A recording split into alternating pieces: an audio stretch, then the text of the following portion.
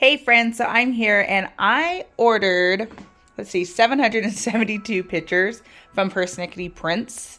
And this is 2023. I believe it's like the first 8 months of 2023. And so I wanted to do a quick video and show you I am separating my photos into events. So like we got Easter, we've got Bear World, Yellowstone, a birthday party, a trip to the mountains, trip to the lake. All of these are individual events. I do have a pile here of like one-offs, just one picture that I want to tell a story and scrapbook. And so this is my process. I separate my photos like this, and then they go into a box like this. These are close to my heart boxes. I'm hoping all these pictures will fit into one box, but then they are separated in some going vertical and some going, horizontal and vertical. And so each event, it just separates like that, so I can easily tell them apart. And then when I go and scrapbook, I can be like, okay, what do I want to scrapbook right now? And just thumb through my photos to pick out what I want to scrapbook. Now I'm also getting ready for a crop, and let me show you what I'm doing for that. Okay, so this is my box I'm going to take with me to my crop. And what I've simply done is decided which picture I want to take, and then I grab paper that I want to have scrapbooked with it, and I just layer it in here. So here's one. I even have a sketch I want to use for this one. And I've put Carving Pumpkins 2022 because it's no longer, which I need to put a post-it on this and say 2022.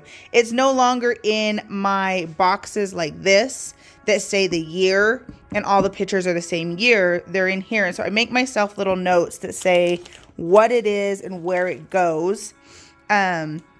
This one, so I do an album for our family, an album for my son, and an album for my daughter. And so I have a little note here that says do 2 single pages with these photos, and then these ones will be for the family book. So I have the paper in there, and I'm just going to do all 3 at the same time. I have another single photo that I have paper to go with.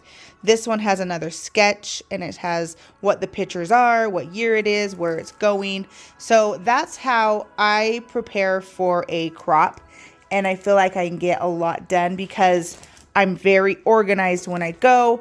It's just wham, bam, get the page done. And then I'll have a box that I'll put my finished pages in. And then I have another box like this that's empty that I will put all of the paper that I'm done using into it. So then when I get home, I can put all that paper back away and file it to be used again at a later date. And that's just how I stay organized when I'm in a crop. I do take extra embellishments. I take extra cardstock. I'll be taking my Cricut. Usually I either take my die cuts or thin cuts or my Cricut. And last time I took my Cricut, it worked out a little better for me. And so I'm going to try that again this time at the crop.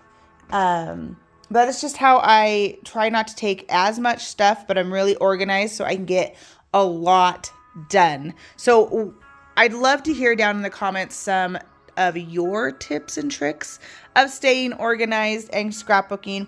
I do have a video that goes more in depth on how I stay organized. I scrapbook chronologically out of order. And so my albums are chronologic on the shelf, but I do not scrapbook chronologically. I will go from 2020 to 21 to 22 to 23, just depending on what's done. And then as soon as all of like this box was 2021, I just took my sticker off. It is now empty. That means that all of 2021 is scrapbooked and that album can now go on the shelf. So that's just kind of how I stay organized. There is another video on my YouTube channel that I will leave a link and show you, or so that you can watch that one and kind of see how more in depth I stay organized. Thanks for watching. I hope I'll catch you guys in my next video. Bye-bye.